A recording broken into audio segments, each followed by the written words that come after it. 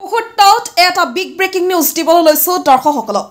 নলবাৰীত উৎকোচলৈ দুৰ্নীতি নিবাৰক শাখাৰ হাতত গ্ৰেপ্তাৰ এজন। নলবাৰী ৰাজহ চক্ৰ বিষয়া কাৰ্যালয় লাটমণ্ডল নগেন দাসক গ্ৰেপ্তাৰ। এজন লোকৰ পৰা ৯,০০০ টকা উৎকোচলৈ দুৰ্নীতি নিবাৰক শাখাৰ জালত পৰি লাটমণ্ডল নগেন দাস। মাটিৰ NOC উলিওৱাৰ নামত ধন বিচৰাৰ অভিযোগ। নলবাৰী ৰাজহ চক্ৰ বিষয়াৰ অজ্ঞাতে উৎকোচলৈ আহিছিল নগেন দাসে। পুনৰবাৰ জনাইছো, নলবাৰীত উৎকোচলৈ দুৰ্নীতি নিবাৰক শাখাৰ হাতত গ্ৰেপ্তাৰ এজন।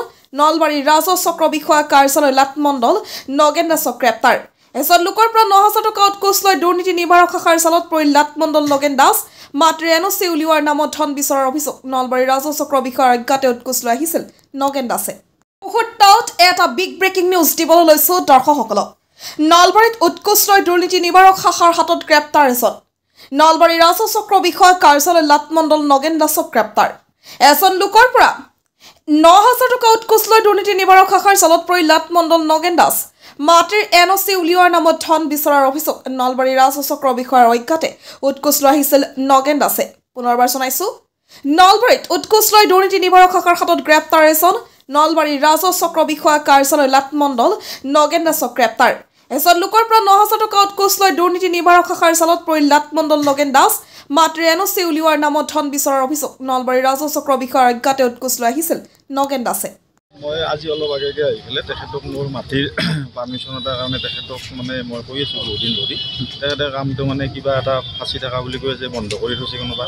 মই যাই কিনে DC অফিচত এইটো কামটো মই যিটো বেচা কিনা বন্ধ সেইটো মই খুলি দিলোঁ।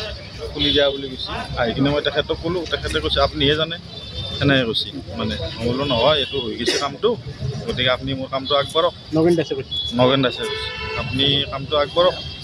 তাৰপিছত মই বোলো আপুনি হেৰিটো চাই পেলাই কৈছে, তেখেতে কৈছে কি এনে জানে অলপ দেৰি হ'ব আৰু পইচাৰ ধান্দা তাৰমানে বিচাৰিছিল। কিবা পইচা বিচাৰে ১০-১৫,০০০ টকা এখন পাৰ্মিশ্যন উলিওৱাৰ কাৰণে পইচা বিচাৰে। আপোনাৰ পৰা কিমান বিচাৰিছিল? মোৰ পৰা বিচাৰিছে ১৫,০০০। আজি দিয়া নাই পইচা। মোৰ কামটো আপুনি আগবাঢ়ক। আগতে কিবা এটা দিছোঁ বাৰু যে কামটো কৰক, কামটো কৰি দিয়াৰ কাৰণত আমাৰো এটা হেৰি থাকে বোলে কামটো সোনকালে কৰক।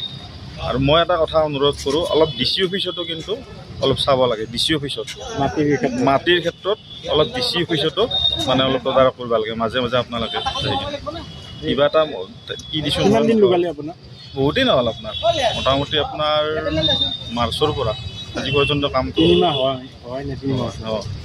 কিবা বন্ধ হৈ আছে, কিবা হৈছে, এনেকুৱা ধৰণৰ কথা কৈ বাহানা কৰি থাকে আৰু পইচা বিচাৰে আৰু এইটোৱে ধান্দা।